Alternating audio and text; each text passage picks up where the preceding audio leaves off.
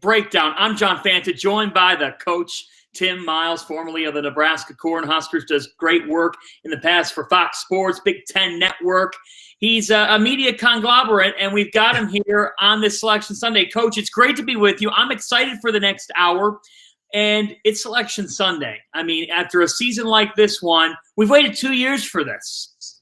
Oh, remember last year on March, whatever, 6th or 10th, whenever the world ended for us, and we were right there, excited about all the conference matchups, and then all the cancellations hit, and it's been a long road to hoe for over the year for a lot of people, and we've got a lot of great people that have passed on and a lot of great people that have been sick, but we're here to celebrate college basketball today, John, and I'm excited about the field.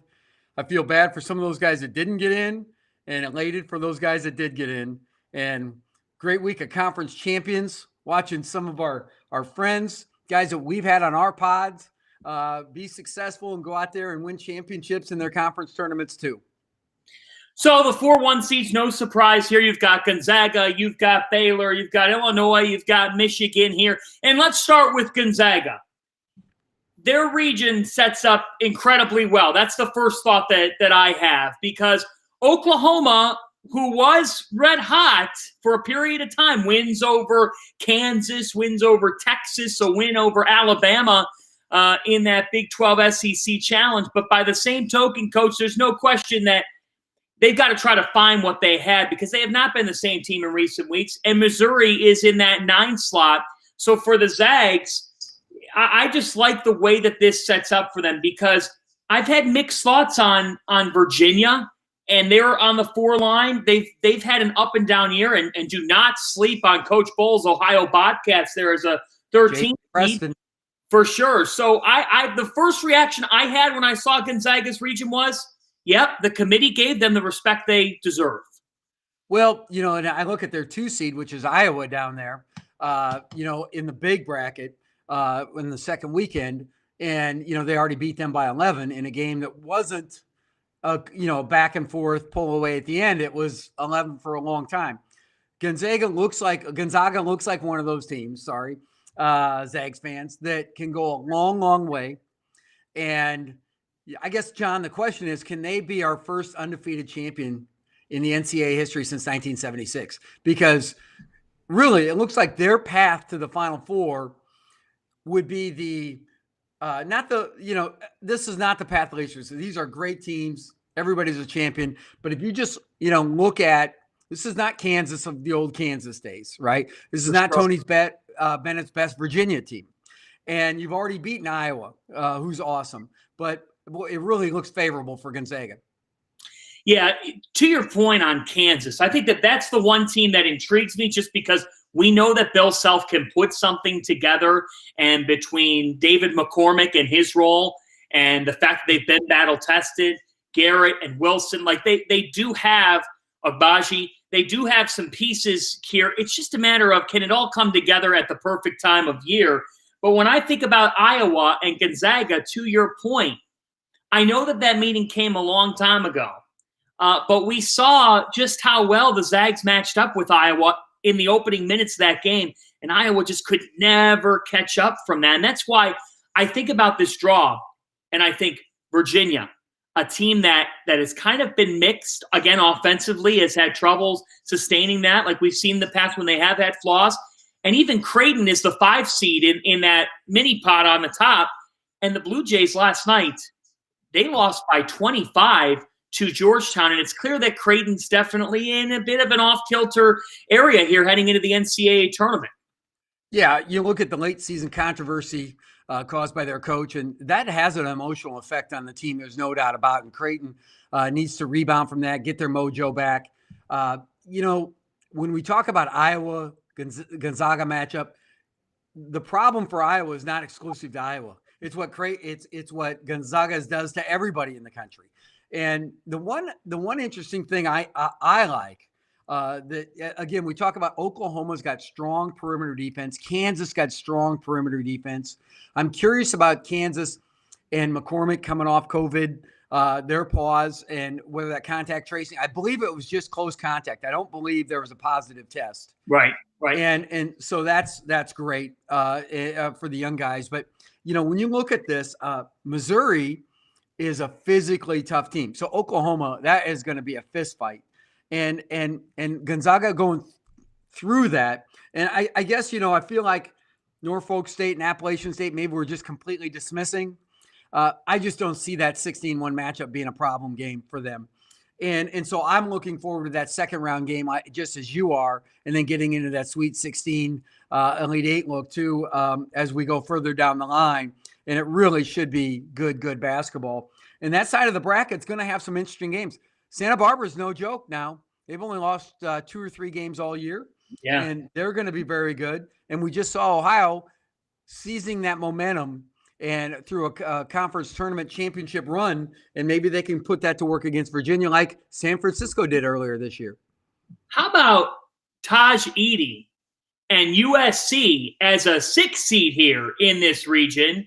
And they're going to meet the winner between Wichita State, who just barely made it. They had to do some sweating, and Drake. And I know you know a thing or two about what Drake has done this year, Coach. I am really intrigued and love this stage for Drake because they've gotten some attention, but the first 4, all eyes are on you. What a chance for them to showcase themselves. And it's got a Missouri Valley vintage feel with Wichita State and Drake meeting again. Yeah, how about that? A little throwback.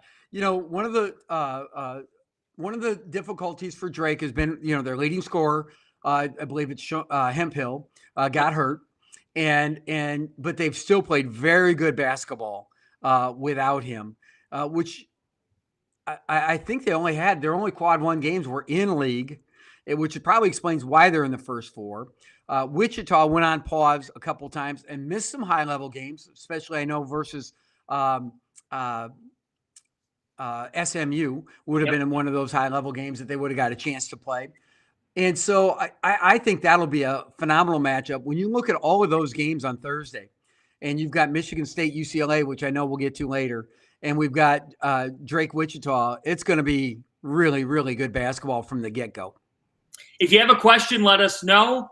I'm with you, though. I got to tell you, when this first came down, I thought to myself, man, UC Santa Barbara's only lost a few times this year. The Gauchos are an interesting team, and they've got some length as well that can create some matchup problems. But for Ohio really did seize that moment. And we've seen the Mid-American pull off some shockers. How about 2012 when Ohio, they took down Georgetown to start an NCAA tournament run? And I like the makeup of this team because the Mid-American was a solid league this year. Toledo was playing at a high level. Buffalo was in the final.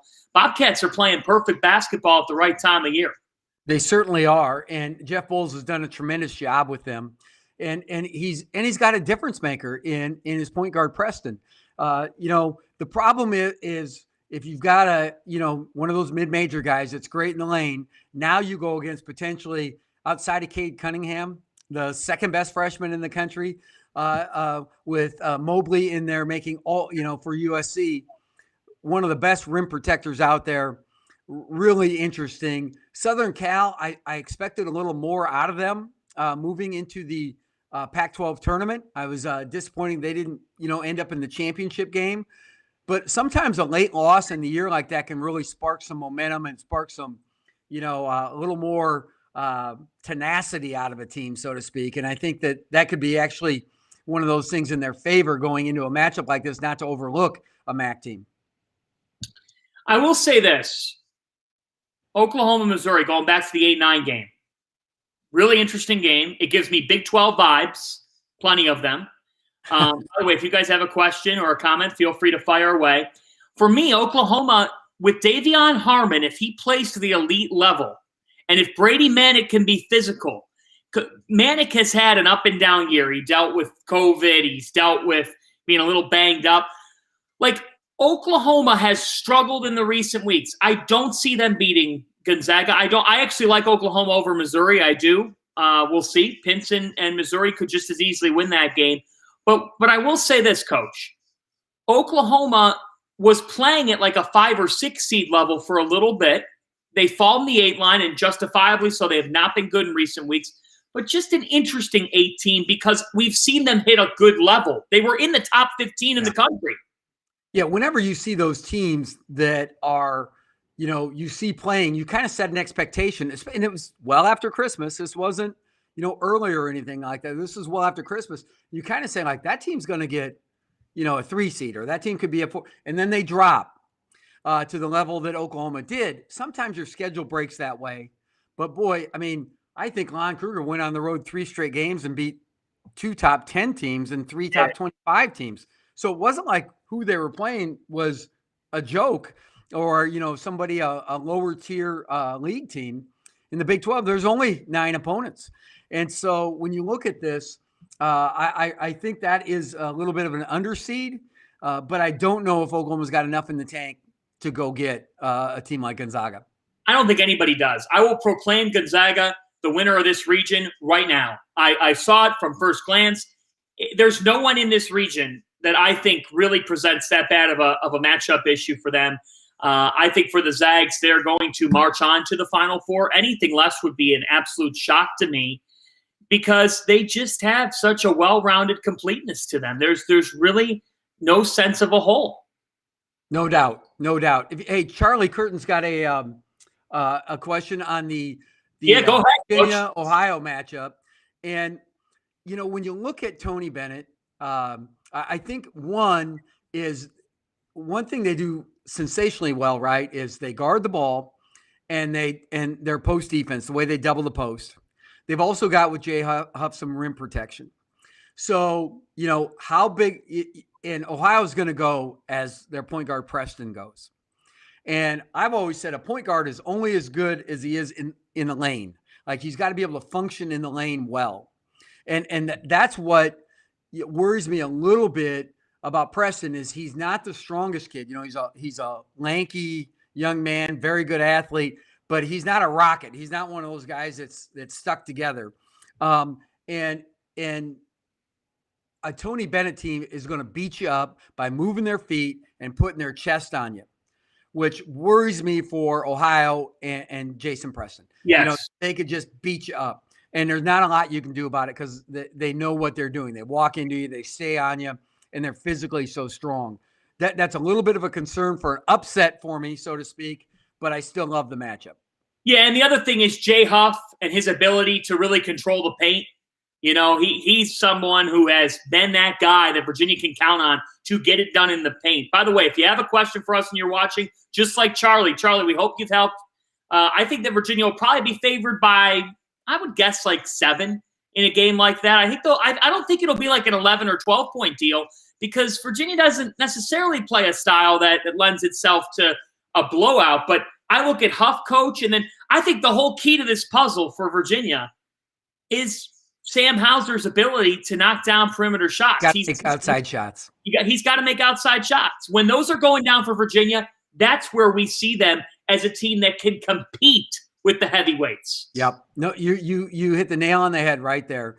And you never know. Somebody can light it up. Somebody can make something happen. But if you look at their season, I think you've nailed that on the head. The other game that can Bryce Drew engineer the big upset that he was a part of as a player, when he hit the big shot against, I think it was Ole Miss. Can he do that with Grand Canyon as the head coach of his third down? Bryce Drew's taken Valpo. He's taken Vanderbilt and now Grand Canyon, all the NCAA tournament. That's pretty good stuff. That's one you don't want to let get away from you if you're Iowa. You don't want to have to tangle with those guys any longer because you've got VCU, who's a dangerous team, and Oregon. And Oregon's a little bit of an unknown for me because Oregon is one of those teams that just has been interrupted so much with COVID. It's hard to get, I think, a good gauge on what their ceiling looks like. Okay, how far do you see Michigan going without Livers? This is perfect because we not only have Aiden asking this, but we also have Will asking, break me down some Georgetown, Colorado. So with that, we are going to transition from the West region to the East region, where the Michigan Wolverines are the top seed, and the Wolverines in the 8-9 slots would meet either LSU or St. Bonaventure. And let me tell you right off the bat, I love this matchup. I think it's unfortunate for the Bonnies, but Coach Miles, if there's a chance for a top seed in the quadrant to feel a little nervous going into the second round, that LSU team is better than an 8 seed. Yeah, that's another underseed, but there's a lot of great questions that popped up there, and you really hit the nail on the head. I really like St. Bonaventure too. Really? I mean, they've got strong guards. They've got rim protection. That's going to be a whale of a game. But I agree. I'm worried about Michigan for one reason is with Livers going out, it almost appears like it's a preventative measure, at that point in time. And how long is he going to – he's going to need a week or so. And there's no doubt about that. So I don't see him being around for that first weekend.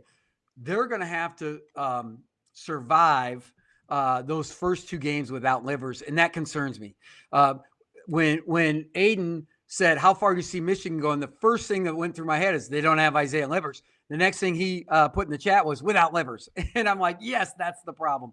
So getting Michigan past both of those teams, I think is a real conundrum for them. And LSU, I thought, held themselves in a highly spirited game today on CBS with coaches ready to throw down, players ready to go mix it up. And then Nate Oates with the big wave off at the end of the game, we all saw. And, there's a lot of vigor there, but I think it tells you the intensity that LSU was playing with, and certainly that Alabama can match, and we'll get to Alabama later. Well, you know what? Let's do it right now because they're the 2 seed in this East region. And I got to tell you, when Alabama continues to show us from Shackelford to Petty to the just numerous playmakers that they have had throughout this season, Quinterly in some regard, just big-time shot makers, Coach. In terms of they have a great mix of the one-on-one break-you-down talent and a technician in Nate Oates. There are possessions in the game. I think sometimes Alabama defensively today against LSU allowed LSU to score a little too easily. Maybe that's just conference tournament. You hit your championship game. 3 in 3 days sometimes, those games. Yeah, but you lose a little bit. What do you think here? And when we get to this time of year, because this is what I think with Alabama. When you could score the ball the way they do and you're coached the way that they are, there comes a point in time on this dance floor where you might just have to outscore the team you're playing. Well, no doubt. I mean, offense is a huge deal on this. And, I mean, you have to be able to play defense. There's no doubt. But offensive weapons willing to play defense is what gets it done. And you look at this little quadrant down here. And Iona with Rick Pitino, we know he's a wizard. We know he knows. But he really hasn't had the opportunity to put all that in play with Iona. I don't know that you're going to get the full Monty of Rick Pitino on that. So I like Alabama in that game. I'm not buying UConn. I'm selling UConn.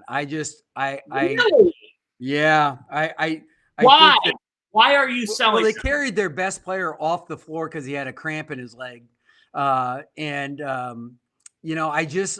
the lack of mental toughness is going to end up being the end all of UConn. I don't think there's any doubt about it. And Maryland is going to be a tough out for them. But I don't know if Maryland's got enough juice to go head-to-head in one of those offensive firepower games that Alabama can go. Yeah, I think that the setup's there for Alabama. I look at James Bouknight and I look at the way that UConn defends and rebounds. I'm assuming that James Bouknight is good to go in the NCAA tournament and doesn't run into the cramping issues. I'm more concerned about, but it tells you something about his toughness, I think. Okay. That's it. I'm just, he's a kid. He's a this. Yeah, Coach Hurley is a tough-minded guy. He's great. But he says that's what you get with dealing with some of these stars. And, not necessarily happy about it. You have to have your best player sometimes be your mentally toughest guy. And I think that's going to pose a real problem. I can see, by the way, this was alluded to earlier when we were up on the other side of the bracket before Alabama too, that I do want to allude to. I think the 5-12 upset we're going to see is Georgetown over Colorado. Wow, here we go. Yep. Why do you think that? I think Pat Ewing is he really captured some spirit going through that. I think the last time we saw Madison Square Garden with a run like that was UConn and Kemba Walker, playing 5 games in 5 days and then going on to win 6 in a row to win the national championship. I think there's something about those spirited efforts like that really carry over for you a long way. So here's what I look at with the Colorado-Georgetown matchup. You get McKinley Wright the fourth on one side, and then a defensive stopper, someone who's taken on that role, Jamarco Pickett for Georgetown, a senior who is embodying that Patrick Ewing toughness. And then you compile that with sometimes you just have that guard who's in his mind is the best player on the floor every time out. How about Dante Harris for Georgetown, true freshman? Georgetown brings in an Arkansas transfer, Jalen Harris. It doesn't work out. He says, I'm out. So Dante Harris, it's all on his play coach. And he was just the Big East Tournament most outstanding player this week after not even getting on the All Big East freshman team. And I think sometimes, like we always go into the tournament, we say, who does have that toughness? Who does have that will to win? It is clear that if you're getting coached by Patrick Ewing, you have a will to win. And Georgetown's on a magic carpet ride right now. There's no doubt about it. I think you're right on all accounts. And I just see that when we talk about one of our questions was who can we see for upsets? I really do think I like St. Bonaventure some. I don't know if they can get to the Sweet 16, but I really do like Georgetown winning that 5-12 game, which puts them up against Wes Miller and the Fighting Greensboro Wes Millers. Wow, so you potentially have a 12-13. I love UNC Greensboro and what they've been able to do. And Florida State, because they're younger, I've sensed inconsistency from them at times. But it seems like we're fading the ACC. I got to say that when I saw that draw, I thought UNC Greensboro, like that was one of the teams from the get-go that I've been thinking that team can win a tournament game or two. Well, the ACC just was not as strong this year, just wasn't. And that goes with the territory, right? Some years those big leagues have a down year. And I, that could be an upset game. I like the 5-12 one. How great would it be? Hey, Tuffy, look at this guy right here. Hey, dogs are barking, coach. Yeah, plenty of that. But that's for the Hoyas, right? I mean, there we go. So, but the other game I think that's fascinating is we look at the possibilities. How cool would it be to see a second round 12-13 matchup again? And then second of all, that BYU sitting there waiting for UCLA, Michigan State. Michigan State really goes as Aaron Henry goes. Aaron Henry's taken a step forward. They had 3 consecutive huge wins. I'm sure that Tom Izzo will be able to champion his team, put a chip on their shoulder that they're in the first 4. They deserve better. They beat more teams. They had 3 quad 1 wins, this, that, and the other thing. And Mick Cronin, we know how tough-minded Mick is. And that particular team, although they lost, I think it was Jalen Smith, it was their best player to a knee injury earlier this year. And at one time, UCLA was 8-1 in close games, and now they've lost 3 close games in a year. So they're trying to get their mojo back. And then there's Mark Pope and BYU just waiting on them. Should be a fascinating matchup right there. What did you do when you saw Michigan State UCLA? I sat back in my chair, threw my hands up. I couldn't believe it. I really couldn't believe it. I felt great for my friend Craig Smith, who avoided that game because I thought he was going to end up with UCLA actually in one of those things. And we're talking about. What are we talking about? The East region here or the Midwest region? We are talking about the East region still a little bit. So that's the gym by the Target west of or east of Indianapolis, right? I mean, yeah. They're not right. They're all within about 60 miles of each other. So we can talk about regions all we want, but the guys are all there. They could throw a stone and hit each other. For sure. We do want to remind you, we got a couple sponsors tonight. Let's get to those. Let's tell you guys a little bit about our partners over at BetRivers Sportsbook. If you have not signed up with BetRivers yet, now is the time. Now is the time, folks. BetRivers Sportsbook is offering a $250 match bonus for your first deposit, but what sets them apart is that they require just one play through to turn your bonus into cash money. When you win at BetRivers Sportsbook, they pay fast, and now it's even faster with Rush Pay instant approval for withdrawals. It's safe, it's secure, it's reliable. With March Madness starting up this upcoming week. There's never been a better time to give BetRivers Sportsbook a try. You can go to BetRivers.com today or download the BetRivers iOS app. Must be 21 years or older. Gambling problem, call 1-800-GAMBLER. It's BetRivers Sportsbook. They are our sponsor. Tonight, we've got 2 regions down. I'm John Fanta. He is Coach Tim Miles. Coach, what's up? Hey, John, I just want to tell you, I don't have a 1-800-gambling problem. I have a 1-800 I can't pick them right problem. I've never won a bracket thing in my life. And it's crazy. I agree. We got to hop over to that Baylor bracket, the South region, don't you think? And there, my man John Gallagher, who's an alumni of Inside the Mind of Miles, we talked to him just a couple weeks ago about the Hartford Hawks and how they were going to do it. And certainly he went through and won his conference tournament. First time in history for Hartford to make the NCAA tournament. He's been there 11 years building that thing. And for all of that hard work, for the overnight sensation of John Gallagher making the dance, here's Baylor. Thank you very little. Yeah, certainly not exactly the reward you would like if you are Hartford, but congratulations to Coach Gallagher. To win it on their home court, too, was so cool yesterday. I watched that game. It's my favorite thing to wake up on Championship Saturday, and it's 11 a.m. tip-off in that America East final. Nothing beats it, and good for the Hartford Hawks. Really, really cool to see it. Now, here's the thing. For Baylor, in this South region, I think that they got a somewhat friendly draw. You know, Ohio State's the 2, and what we saw from Dwayne Washington today was greatness. I thought Chris Holtman coached a tremendous game to be down 17. Yeah, you know, a lot of times when you get down like that, you know, we used to have a saying just to kind of lighten the guys up. If you're going to get down early. You got the rest of the game to catch up. And that's what happened. And a lot of times then you kind of get this loss aversion mentality for the offensive team. Of course, you get off the attack once that lead goes from 13 to 9, 9 to 5. And you're like, oh, man, these guys are catching us. And it's always easier to be the hunter, right? And I think that's what you saw today. But Dwayne Washington was, what do you have, 30, how many points?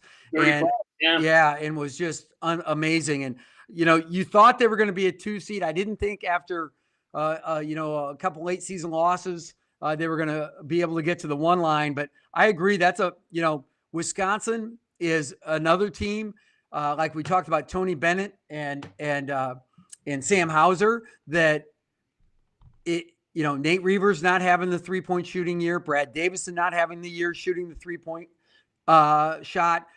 They, as a team, the last 9 games of the year, I think they've won 8 or 9 of them, 8 of their last 9. I'm sorry. And I think they shot as a team 45% from the arc, and they're just not there this year, which is why they're an 8 seed. But I don't know that either of those 2 teams can go out there and beat Baylor. Baylor's just so strong. Yeah, and the problem that I've had all season long with North Carolina is their backcourt is just inconsistent.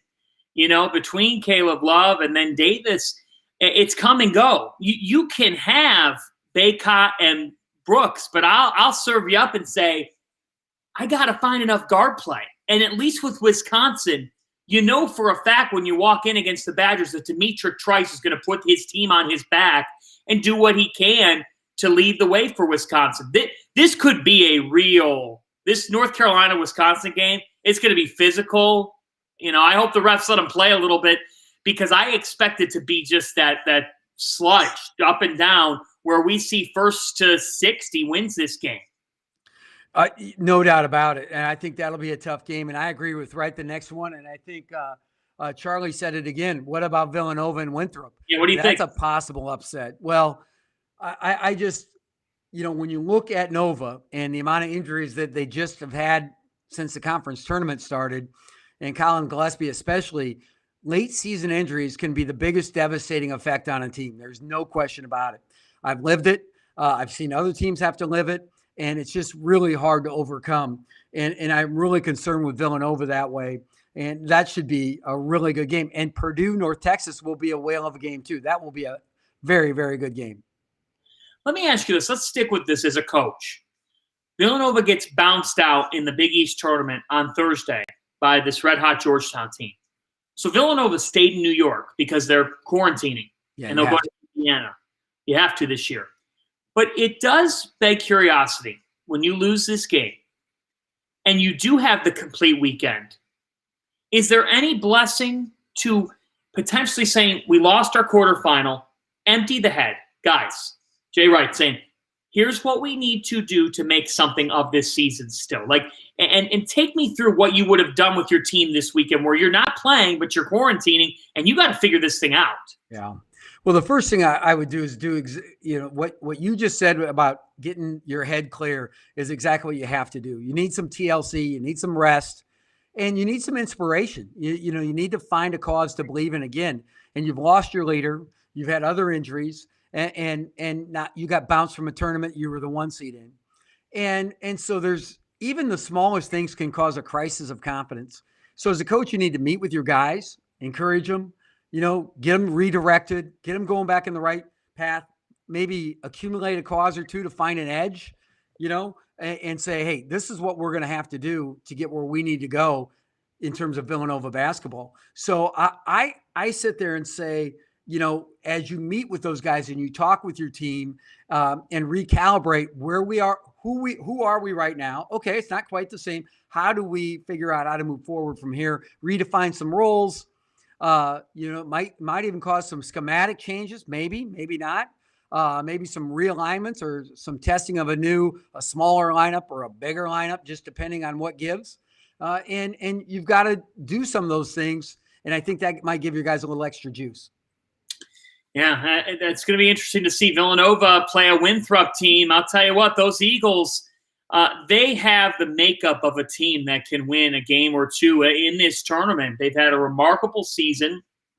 Another team that has multiple guys who can get going from beyond the arc. Any thoughts on Winthrop? Yeah, I haven't seen them much. I didn't even see their conference game. I just know Pat Kelsey's a terrific coach. I know they can score the ball. And anytime you get a mid-major that can score at a high clip and has confidence, and Pat Kelsey's a young, aggressive, confident guy, he's got the juice, they're going to come in swinging for the fences. And I don't think people understand here. Winthrop is 23-1. Yeah. They're 23-1, folks. Yeah. It's a lot of wins. And they're going to face a Villanova team that, frankly, is battered and bruised. I mean, I'll tell you what, it really is a window of opportunity. And just taking a look at some of the things they do well,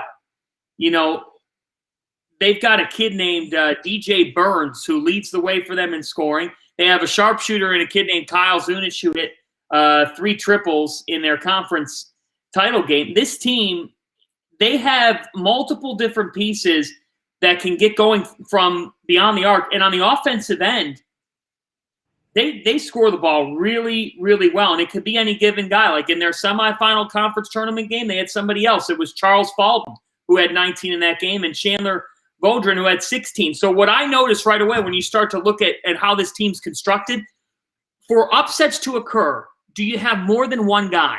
Do you have 3 or 4 different people that can get it done? That's why I love Loyola's makeup this year, Loyola Chicago, because I see 7 guys that average between like 7 and 12 points per game. That's what you need. Well, it was like we were just alluded to earlier. I did a Wisconsin game at one point, and every guy that had played had made a 3 in the first 25, 26 minutes of the game. When you have multiple guys like that, think of VCU's run from the first 4 to the final 4. Think of, like we just talked about, all the teams that have made runs with that 3-point shooting. That weapon in itself is why they moved the line back a foot just 2 years ago. Let's not forget that.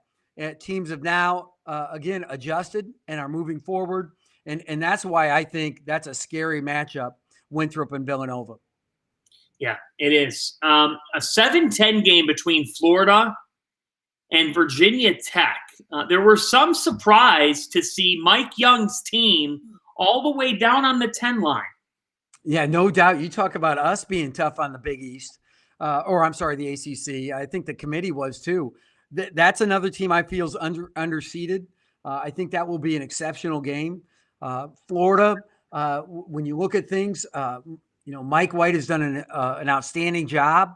But I think that, you look at You look at Virginia Tech, and I say that, as you look at them, their best players were guys that were transferred from a smaller level, tough-minded, really guys. I've already, I see we've got Davy Crockett and mad at me that I was on Book Night about not being tough enough. I just said that's what I think. Mental tough. I'm not questioning his game or his skill level or his talent, but you've got to have both. And that's what I like about Virginia Tech and Mike Young.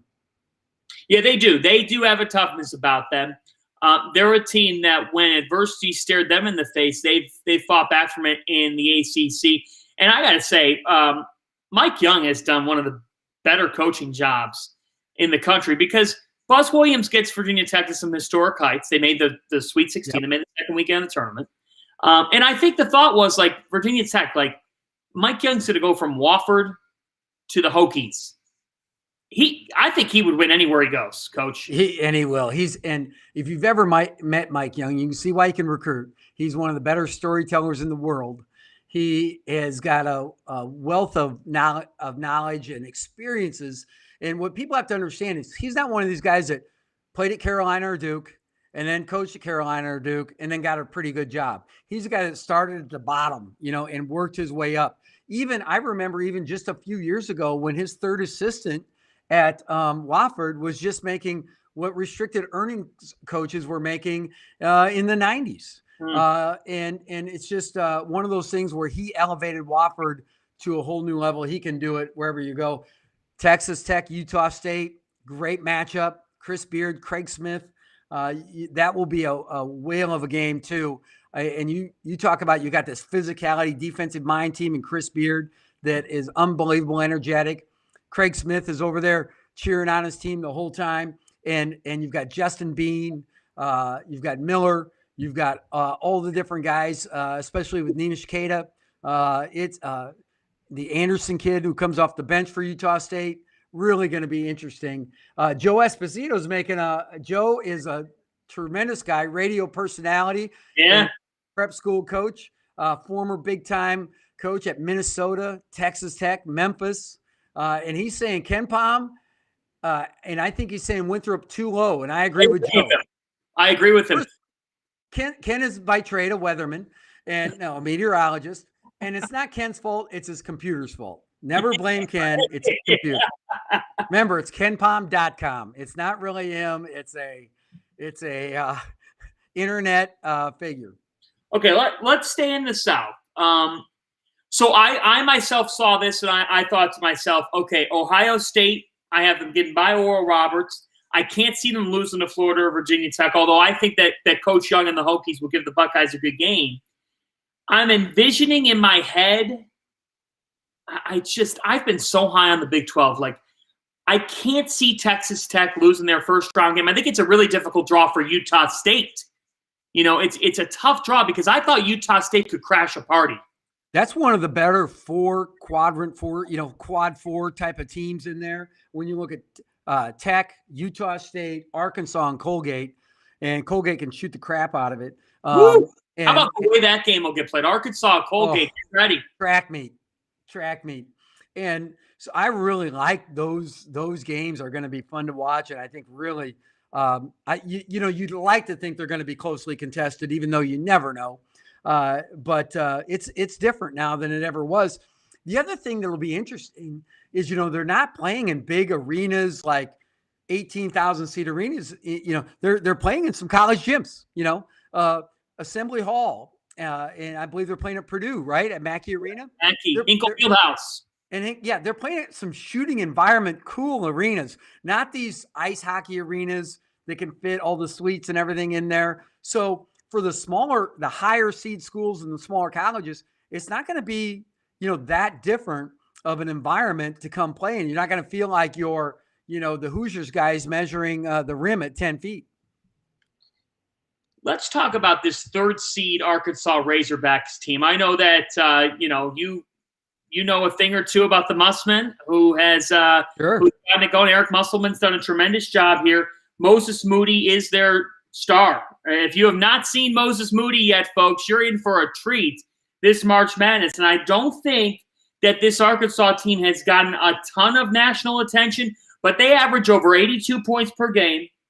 They're a team that is going to turn you over. Nearly 16 turnovers per game they're able to rack up. And I just look at the way that they shoot the ball around 46%. Moody, Smith, Jason Tate. They've got 4 guys in double figures. I think that they're a 3 seed. Of the 3 seeds on the bracket, I really, really am high on their ability. And I think in this bracket, where you kind of avoid, by being a 3, you avoid Baylor. If we saw an Arkansas-Ohio State game, I would be really interested to see who'd come out on top. Yeah. Eric Musselman's done a great job with his idea from his days in the CBA, which is now the G League, of accumulating talent. And a guy that really makes them go too is the Indiana transfer, Justin Smith. When he's been out, they've struggled a little bit. When he's been in and around making plays, they've been dynamic. If we can get to that game, that 2-3 game with Arkansas and Ohio State, those are going to be some of the best games. Those Sweet 16, Elite 8 games are always some of my favorite games because everybody's playing so hard and flying around, and they're trying to get to the Final Four. Sometimes then you get to the Final Four and the games aren't quite as exciting or well played or whatever it might be as the Sweet 16 Elite 8 games. That should be, John, tremendous basketball. We got a question. Can Coach Huggins handle Moorhead? We're going to get to that in just a second. Let me tell you about our other sponsor, Manscaped. For the month of March, if you buy something from manscaped.com with the promo code Hummel, Field, or Miles, how about Miles? Use the promo code Miles. You will not only get 20% off the purchase price and free shipping, but a portion of the proceeds will be donated to the Testicular Cancer Society. With the reemergence of March basketball, Manscaped wants to remind men to take care of your balls. Check yourself for the most common form of cancer in men ages 18 to 34. That is testicular cancer. And to the ladies that are, if you're listening, make sure to remind the men in your life to take care of them too. You can enter the Manscaped We Save Balls initiative. The goal here is to raise awareness for testicular cancer while also ensuring that you keep things clean and trim.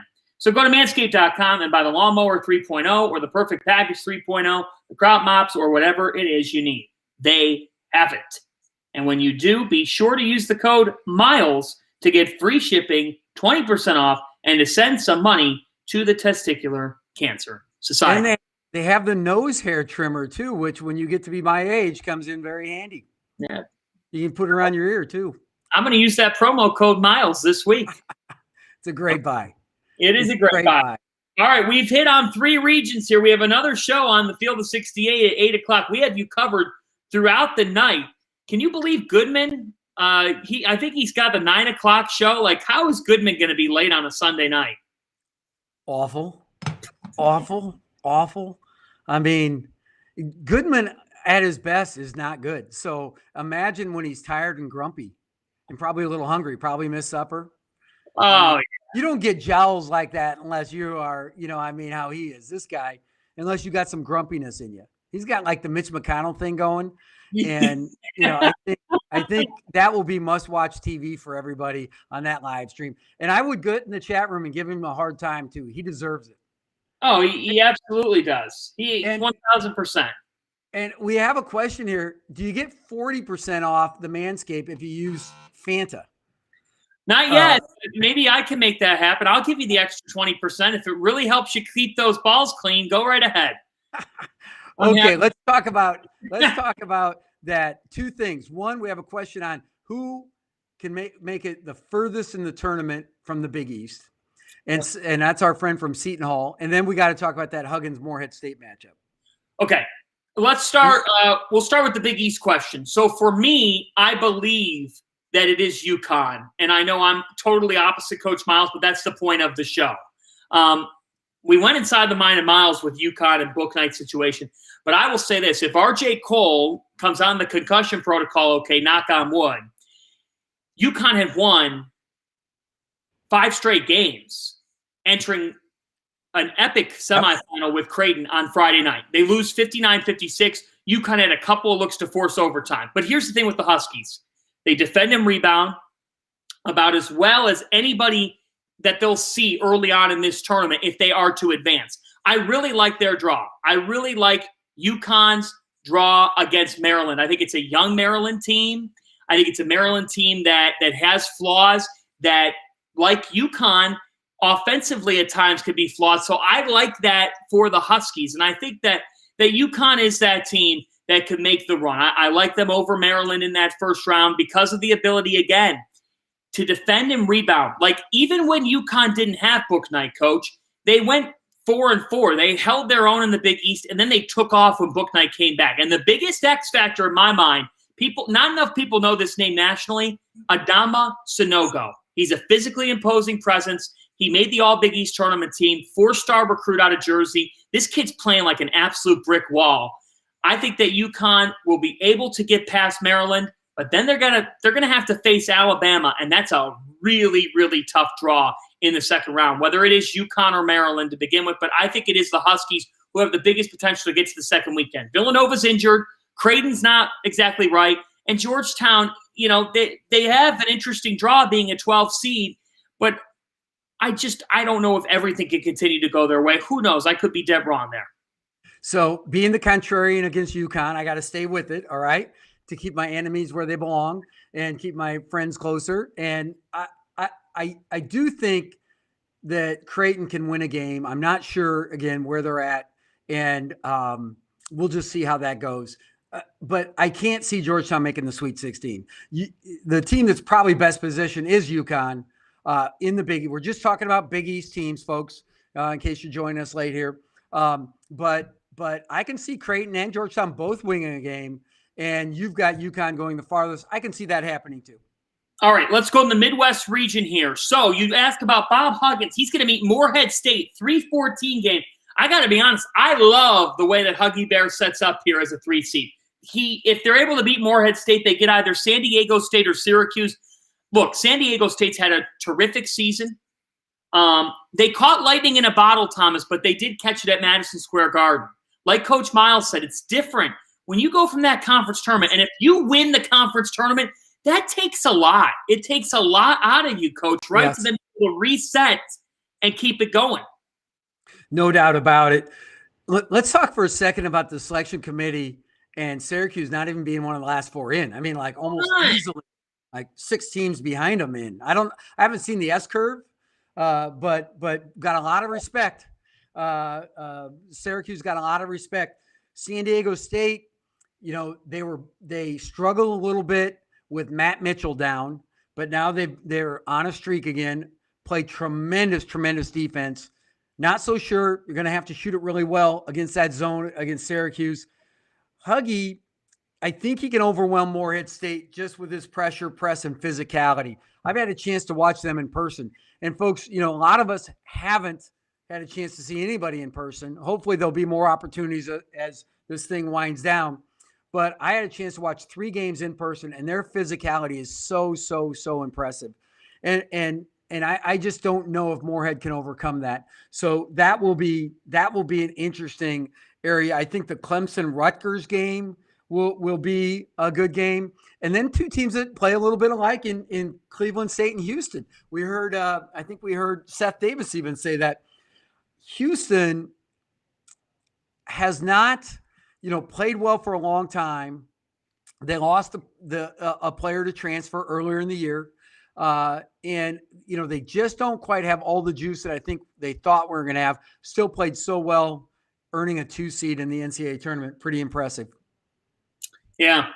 This is the region that fascinates me the most. I think that Houston is another team that is extremely, extremely dangerous and just blew away Cincinnati in the American title game.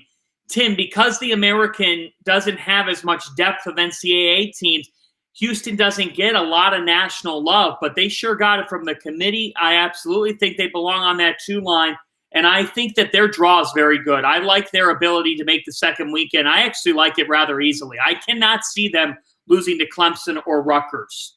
Well, then let's go back and talk about the top bracket. And let's talk about the Illinois Loyola Chicago matchup. Let's talk about Cade Cunningham and Tennessee matching up in those second round games, which I think will all go chalk. You do? You think it'll all go chalk? I got to say, I really like Richie McKay and Liberty. I think it's going to be a game, but I think Oklahoma State's going to get by them. They're just more playmakers right now.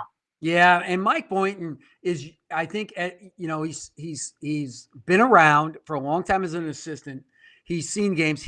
This is his first real crack at making a big run, I think. And I believe, what you'll see out of him is not overlooking Liberty at all, understanding exactly what a guy like Richie McKay can do, and that team Liberty's got. They're going to be tough. Oregon State, I mean, God bless them, but I just see Tennessee being so strong and so good defensively. I'm not sure that we're going to see anything but chalk. And then we've got, who didn't guess? My agent told me the other day. Tell you, somebody said, I can see why you don't have a coaching job because I went against UConn. It's my damn agent's fault. He can't get me a job. But he did call yesterday. He said, can't you see Illinois and Loyola being matched up in the second round? And I'm like, yep, I agree with that. And sure enough, he was right. Crazy. I mean, I don't want to dismiss Alvarado and Georgia Tech because I love the way that Josh Pastner's got his team playing right now. They're defensively sound. Alvarado's a playmaker, but I got to say, Cameron Krutwig is still around in Loyola, and that Ramblers team, like, this is not just – one of them's going to be up here, and the other one's going to be down here taking him out under the hips with a box out. Exactly. I think that Oklahoma State, is not getting enough love from the committee here. Why were they a 4 seed? They have racked up as many great wins as anybody in college basketball. And I don't think, like, Liberty, I think that's a crappy draw for Liberty because I would have put them up to the 12 line. I think that, like we saw a couple years ago, they're good enough to win a game in the tournament. They're not going to. I like Oklahoma State in that, and I like Oklahoma State to go in the second weekend, Coach. Tennessee will beat Oregon State. I'm with you on that, but I don't like the Volunteers more than I like Oklahoma State's upside. Yeah, I think that we're going to see Oklahoma State, Illinois playing each other in that Sweet 16. I think it's going to be a great run. I agree with you. I think Oklahoma State is got the goods. Tennessee has just struggled to score at times, and I really thought, as we moved, that we were going to see them maybe even win the SEC tournament, but you have to go with Alabama. Alabama didn't have their best, and Nate Oates still found a way, and that says a lot about them. But, boy, I tell you, the thing about Oklahoma State is when you've got a guy like Cade Cunningham, where at the end of the clock or at the end of the game, you can just say, here's the ball. And we've seen it with Kobe Bryant, LeBron, and Michael Jordan. Like, he is a different level person. Like, he can really go score with contact, score over you guys, make contested shots. He's a bona fide top couple pick in the NBA draft next year, and he's going to play in the NBA for a long time. Anytime you've got a guy like that, you can go a long way in this tournament. We got a couple minutes left, so I'll give you my final four right off the bat here. I'll go very quickly. I've got Gonzaga out of the West. In the East, I'm thinking I'm going to go bold. I mean, it's not that bold, but I got a gut feeling, okay? I'm going with Alabama. I like that Tide team to come out of that region. So I've got Gonzaga, Alabama. I cannot see anybody beating Baylor. I love Baylor's draw, and I'm going to go with Baylor. So Gonzaga, Alabama, Baylor, and because I'm feeling interested, no, I can't see Illinois. I've watched Illinois play so much. I've been so bullish on them, Coach. I'm going to go with Illinois. So I do have 3 1s and a 2. Yeah, and so okay, I'm gonna Gonzaga. I just don't know how they don't make it. I mean, they're just so strong. I know. I agree. Michigan without Livers just worries me. I mean, I can't. They've done all their work, and he did miss some games earlier, but this really concerns me. I look at the 2-3, the 2 seed, the 3 seed, the 4 seed, the 5. You just look down the way. Who's going to make that run? I don't think Colorado makes the run. I don't. They're not going to get it over the top. Texas could make it. Yeah, Texas is your one, but I'm going. Alabama is just grittier. They've won. I think they've won some really tough games. We've got Illinois going to the Final Four, and just for the heck of it, okay, I'm going to pick Ohio State over Baylor. Really? I'm not. Wow, I'm shocked at that pick. The Big Ten homer in me is going to come out. And we got some new comments here. Brad Zach says Nate Oates and Dan Hurley in an actual fist fight. I agree. That could happen. That'll be a lot of fun to watch. We should give them boxing gloves though, not the UFC gloves. Syracuse. I want Hurley in Navy and Oates in the Crimson, and let's go. Let's throw down here. Hurley versus Oates. Next weekend, Hinkle Fieldhouse. Have Butler Blue officiate. Let's have a fist fight. Two guys in their bare feet going at it. Syracuse shouldn't be in quad one. What the F? I agree. None of us think that Syracuse, Tim, what the hell? Yeah, I need to look at their team sheet because, and I don't have it up on me, but I was just surprised. I mean, they have one quad one win, right? Carolina at home by 2? Yeah, I think so. I think that's it. I mean, holy cow. If that's what gets you in, I don't know. For me, Michigan State did more. Michigan State did more over the last. And they're in the first 4. Syracuse did all season. Yeah, Michigan State did more in a week. I mean, come on. I don't know, and it's not to hate, but you know what? We got time all week to discuss this. It's been one hell of an hour. We're presented. Hey, thank you. Yeah, thanks for everybody for joining in and giving us some great questions and even a hard time and it's going to be interesting how all this. But I'm glad we have a tournament. I'm glad we have a bracket. Certainly beats the alternative, and I can't wait to see this thing play out. Coach Miles, this was awesome. Great to be with you. I think I found it. You know how there's March Madness commentator partners? There we go. Let's do it here. Let's do it, my friend. Great to be with you tonight. You're Vern Lundquist, and I'll be Rafferty.